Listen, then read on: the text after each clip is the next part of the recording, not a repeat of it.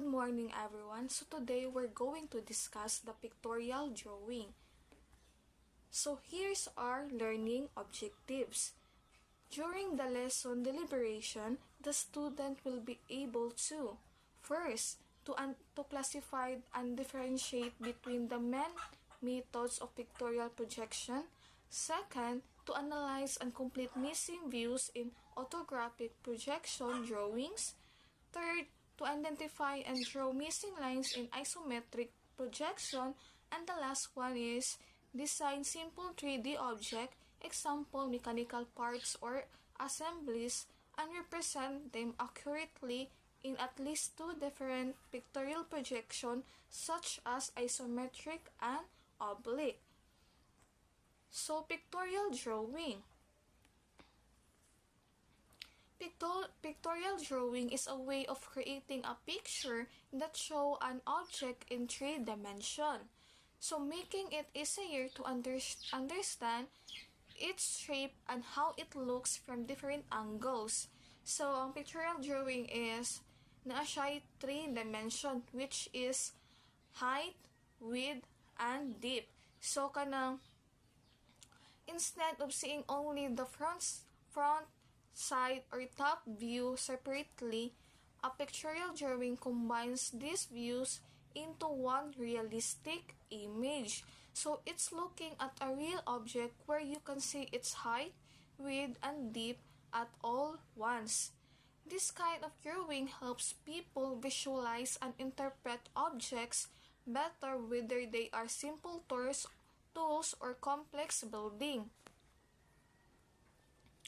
There are several ways to make pictorial drawings, such as isometric, oblique, and perspective drawings, each with its own specific rules and method to achieve this 3D effect. So, ang pictorial drawing kinadi siya kanang difference kanang drawings katong mga isometric, oblique, and perspective. So, matakol ta na yun kung unsa ang isometric, oblique, o perspective. So, first is pictorial projection methods. First, perspective projection creates a realistic image with vanishing point. So, kaning perspective projection kay katong gani siyang kuan siya vanishing point, katong na siya 1 point katong perspective, 2 point perspective, ito inyato siya. Then, ang itong graphic projection is represent an object in multiple view, front, top, o side. So, katong i-identify ninyo kung asa ang front, o asa ang top, o asa ang side ato niya. Then, pictorial drawing include various technique like isometric, diametric, and trimetric drawing. So, amo na ang pictorial drawing. So, 3-dimensional drawing or 3D projection is a design technique used to display a 3-dimensional or 3D. It helps the observer to view 3 surfaces in one particular object. So, ang 3D kay katuganing kuan na gani mo kanang technique na makita na gani mo ang kanang view na makita nimo ang height, width, o kanang ganing depth niya. So, mano ang 3D man kato sa muna siyang 3D man lahi sa dito ang 2D. Then, types of pictorial drawing. So, mao ni ang first type is isometric drawing. So, is a kind of pictorial drawing in which the projection are equal left and right.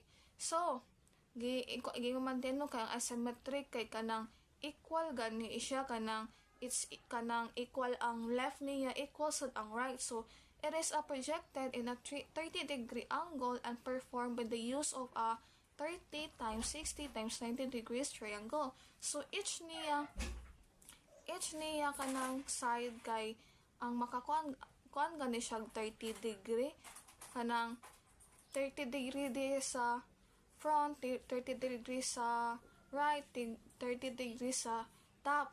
So, iso came from the Greek word isos, which means equal. So, isos kay which means equal.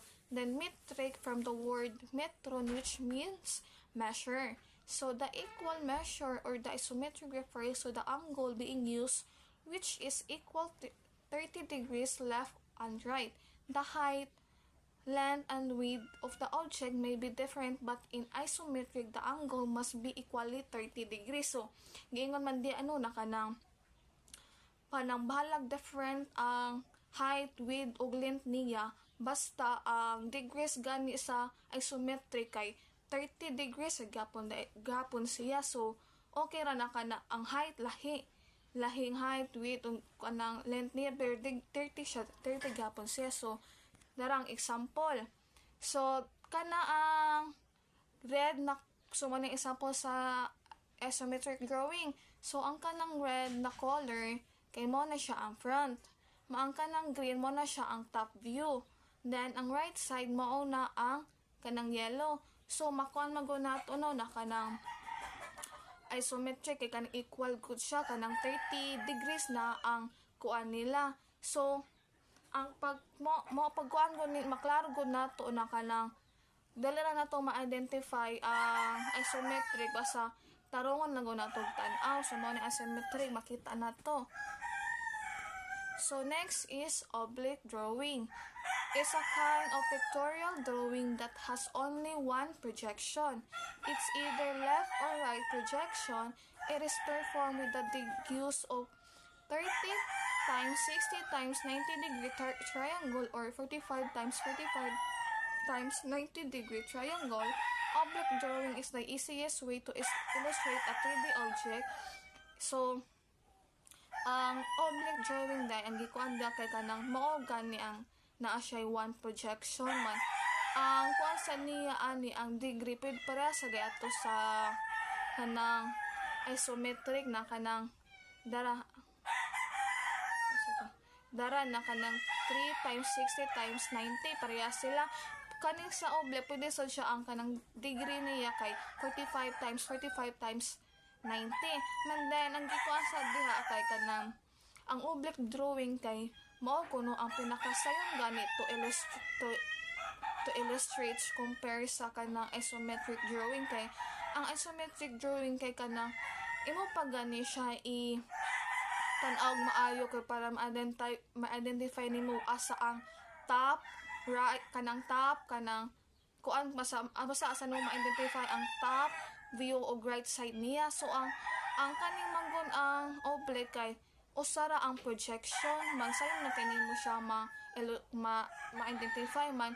Ang kaning oblique drawing kay naani siya 4 types katong the cavalier, cabinet, general 30 degrees and general 60 degrees man ang ang kaning mga 4 types kay kanang i-discuss ni sa ako ang mga member groups. So mora ni ang ako that's all.